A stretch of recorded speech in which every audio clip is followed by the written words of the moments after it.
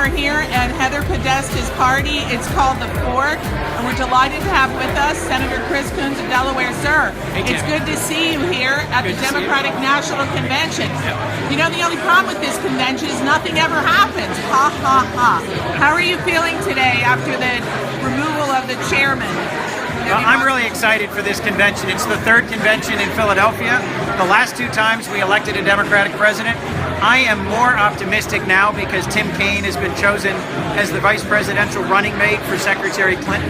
I've gotten to know Tim well in our years together in the Senate, and he is a great human being, a good husband and father, a grounded, funny, capable, progressive senator, and I'm optimistic about what we're going to hear this week, tonight from Senator Sanders and First Lady Michelle Obama, later in the week from Joe Biden and Barack Obama, and then from Tim Kaine and Hillary Clinton. I think we're going to have a positive and functional convention compared to the dumpster fire of Cleveland. I do think it's unfortunate that the DNC chair has had to step down right at the beginning of the convention, but I think it was the right thing to do in the interest of party unity. And I heard earlier today Senator Sanders' campaign manager saying this is the moment to move forward. They got much of what they had hoped for in our platform, which will be adopted today. The Delaware delegation is divided between Sanders and Clinton delegates, but not divided on who they're going to support this fall. I think we're going to come out of here with a strong and united Democratic Party, and I'm optimistic not just about the beginning here today, but about the whole 4-day convention ahead. On our way over here, we saw the Bernie Sanders protesters in front of City Hall. Why aren't they letting it go?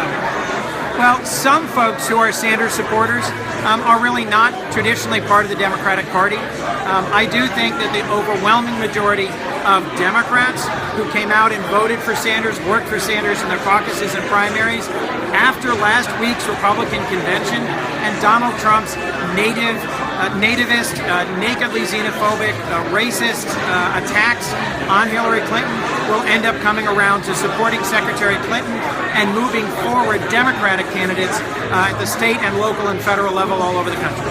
What happens with Senator Kaine's seat?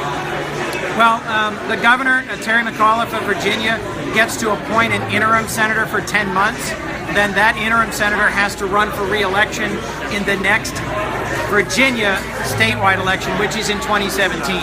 There's a number of great, talented congressmen, Democratic congressmen. So one of the positives, if Tim Kaine is elected vice president, we'll get to keep that seat in the Democratic column in the Senate. Okay, tell us something we don't know about Senator Tim Kaine. He likes to wear tennis shoes when he's on the Senate floor. He carries a rabbit's foot. What can you tell us that people don't know?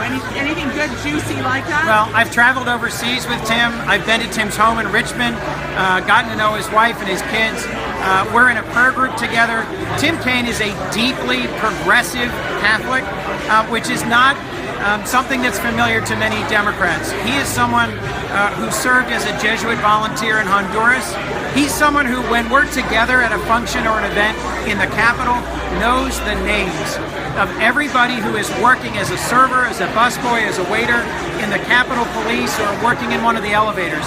Tim Kaine's commitment to working people is from the gut up, and he has the same sort of passion for working people in America that Joe Biden does.